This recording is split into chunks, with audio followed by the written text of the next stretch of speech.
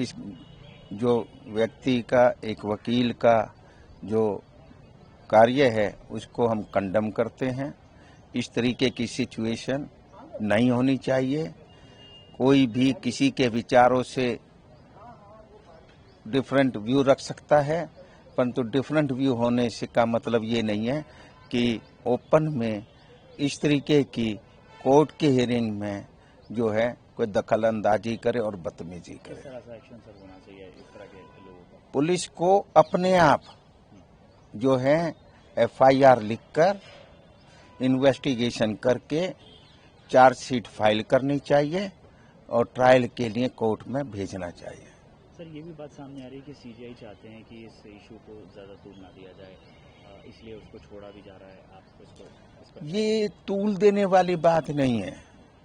अगर इस तरीके से हम तूल ना देने के कारण से इस तरीके से एक्शन ना लें तो मेरा ये मानना है इस तरीके की घटनाएं और भी वकील, आम जनता, लिटिगेंट करेंगे और उनको यही लगेगा कि कोर्ट्स बड़ी दयावान हैं, कोर्ट नहीं चाहती है कि तूल दिया जाए, इसलिए उनके ऊपर कोई एक्शन नहीं होगा। सनातन को लेकर नारे लगाए सर। देखिए, कोर्ट में हरेक ज्यादातर हिंदुस्तान में सनातनी हैं, हम भी हैं, पर इसका मतलब ये नहीं है कि कोर्ट के अंदर नारे, कोर्ट के अंदर उसके बारे में जब तक कोई लिटिगेशन उस इशू पे ना हो उसके बारे में ऐसी बात करना बिल्कुल गलत है। सिक्योरिटी में कुछ तब्दीली होनी चाहिए अंदर, आपको लगता है, या फिर सब कुछ ठीक है? देखिए, कोई भी आदमी, सिक्योरिटी में कोई कमी नहीं है। इंदिरा गांधी को जब उसके बॉडीगार्ड ने मार दिया, अब वकीलों को तो अलाउ, जो मेंबर हैं उनको कोर्ट रूम में तो आने से कोई रोक नहीं सकता। आप लिटिगेंट को, आप इंटर्न्स को रोक सकते हैं, आम जनता को रोक सकते हैं। वकीलों को इसमें सिक्योरिटी की तरफ से कोई लैप्स नहीं है। जब कोई वकील यूनिफॉर्म पहन के, उसके पास सुप्रीम कोर्ट का प्रॉक्सिमिटी कार्ड है, तो उसको कोई भी, हमारे जो गार्ड्स हैं सिक्योरिटी जो अंदर वहाँ गेट पे होते हैं, वो रोक नहीं सकते हैं। और उनको पता नहीं होता, पता होता है तो उसको रोकते हैं। वो सिक्योरिटी एस्पेक्ट पे कि कोई वेपन तो नहीं है, वो चीज देखते हैं। सिक्योरिटी लैप्स कोई नहीं है, कोई चेंज करने का जरूरत नहीं है। अगर कोई चेंज करने की कोशिश करी तो हमारे वकील ही कमरे अदालत में नहीं जा पाएंगे। सर, आप पुलिस एक्शन की डिमांड कर रहे हैं, इसके अलावा आपको लगता है कि बार काउंसिल को भी कुछ एक्शन लेना चाहिए, और किस तरह? बार काउंसिल को, this is not permitted. When we have to, as a lawyer, we have to act as an advocate and decorum से हमको रहना है। हम कोई बात कोर्ट में, हम दूसरे पार्टी की आर्गुमेंट को भी अपोज करते तो उसका एक तरीका है। उसका मतलब ये नहीं है कि इस तरीके से बिहेव करें।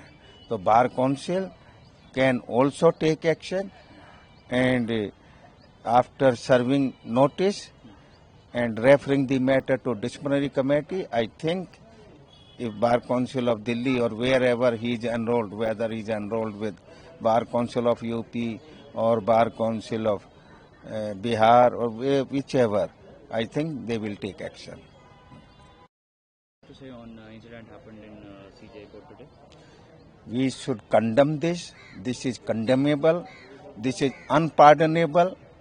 If we are not taking action against such elements, then other people, other lawyers, litigants, or ordinary citizens, they will also indulge in such activities which downgrade the dignity of the judiciary. Which type of action should be taken against him? Police should register a case, investigate and file the charge sheet and refer the matter to criminal court for taking prosecution action. He also raised slogans of Sanatan.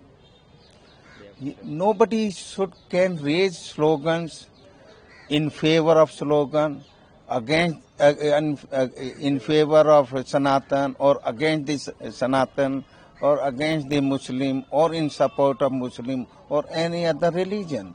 Courtrooms are not meant for raising any slogan in this court complex, not only in Supreme Court, whether it is High Court, whether it is District Courts, nowhere it can be allowed.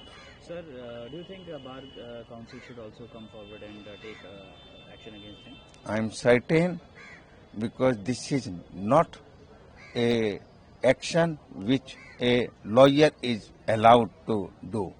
So Bar Council, wherever he is enrolled, I am certain they will take action against him. Sir, do you think any security lapse? There is no security lapse on the part of the Supreme Court administration or security agencies who are empowered to maintain the security of the Supreme Court premises. As a lawyer, when a lawyer is having either pass or the proximity card, nobody can restrain him to enter any courtroom.